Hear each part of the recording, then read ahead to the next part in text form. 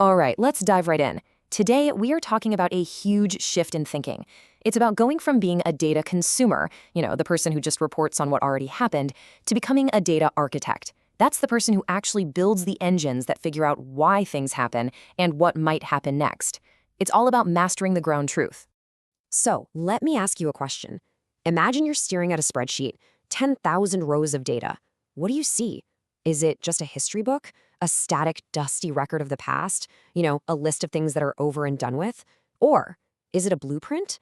Does it hold the secret logic, the hidden patterns, the actual drivers that are going to shape the future? How you answer that question really defines everything.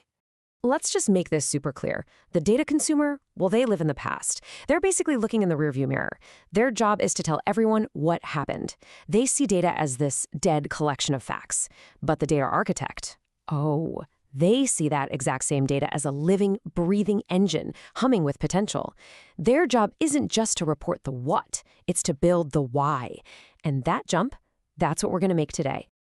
So to get from consumer to architect, we first have to face the limits of where we're starting. We've got to deal with this huge obstacle that I call the so what gap. This is that giant canyon between knowing a fact and actually understanding why it matters. Before we can build a single thing, we have to get why just having tons of data isn't even close to being enough. Okay, so the foundation of everything, the bedrock, is something called descriptive analytics. Really, just think of it as taking a super high-fidelity snapshot of reality. Back in the day, we just called this reporting. It's that first absolutely essential step of gathering, cleaning, and organizing your data so you get a crystal clear picture of what's already gone down. It answers that one simple question, where are we right now? But here's the catch. This foundation, as important as it is, has 3 really strict rules, 3 constraints you have to know. First, its focus is totally retrospective. It can only tell you about the past or the present. It has 0 ability to tell you what's going to happen next week. Second, and this one is huge, it shows you correlation, not causality. So it might show you that, hey, ice cream sales and sunglass sales both go up in the summer, but it can't prove that buying ice cream causes people to buy sunglasses. It just shows they move together. And third, it has an interpretive dependency. The numbers mean nothing by themselves. A chart with a line going down is just a line on a screen until a person, an architect, steps in to tell the story and explain what it actually means. And that leads to this idea that I really love. Think of your data, your descriptive analytics, as a silent witness. It saw everything. It knows exactly what happened, when it happened, who was there. But it can't speak. It can't tell the story. It can't explain the motive or guess what might happen because of it. That's your job. As the architect, you are the one who gives that silent data a voice. You build the narrative. And that right there, that is the so what gap. It's that huge, empty space between the raw fact and a useful insight.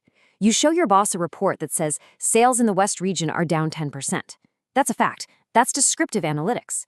But the very next question out of their mouth, the only one that matters, is going to be, so what? So what do we do? Why did it happen? Your report can't answer that.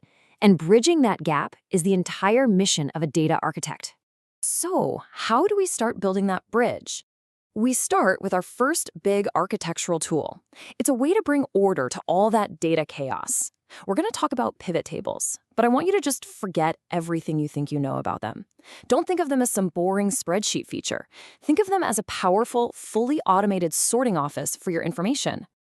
The real magic of a pivot table is how it can take thousands, maybe millions of rows of that dead data and in an instant turn it into a dynamic, living summary you can play with. It lets you slice, dice, group, and look at your data from any angle you can imagine. And you do it all without writing a single, complicated, manual formula. It's step 1 in breathing life into that old history book. Now, the control room for this sorting office has 4 main areas. Let's imagine you have a giant sheet of sales data. First, you could drag your region field into the filters area. Instantly, you have a little drop down so you can look at just North America. Then you put product category into columns, so electronics and apparel go across the top. Next, you drag month into the rows, so you've got January, February, March down the side.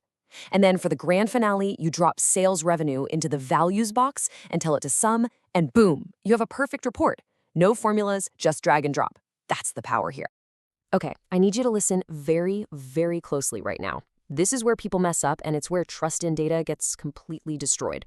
There are two non-negotiable ironclad rules. Rule number one, headers are mandatory. I can't say this enough. If your raw data doesn't have that one single row at the top with clear labels like date, product, region, your pivot table is junk. It's like trying to build a house without a foundation. The whole thing just collapses into an error. Rule number two, you must refresh. This one is the silent killer of good analysis. A pivot table is a snapshot in time. If someone adds 100 new sales to your original data sheet, your pivot table has no idea.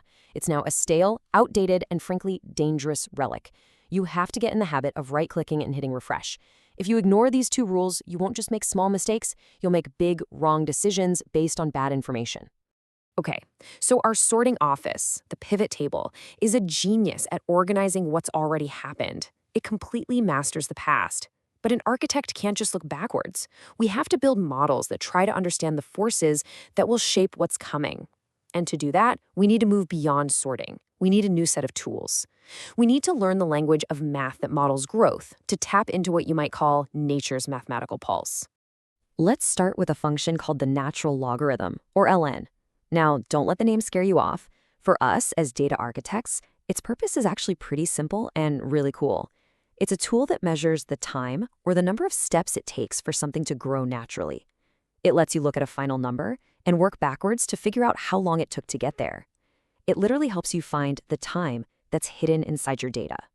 Let's make this real. Think about the tree analogy. You're looking at a giant tree. The ln function is what you'd use to figure out how much time it took for that tree to grow from a tiny sapling to its current height, assuming it grew continuously.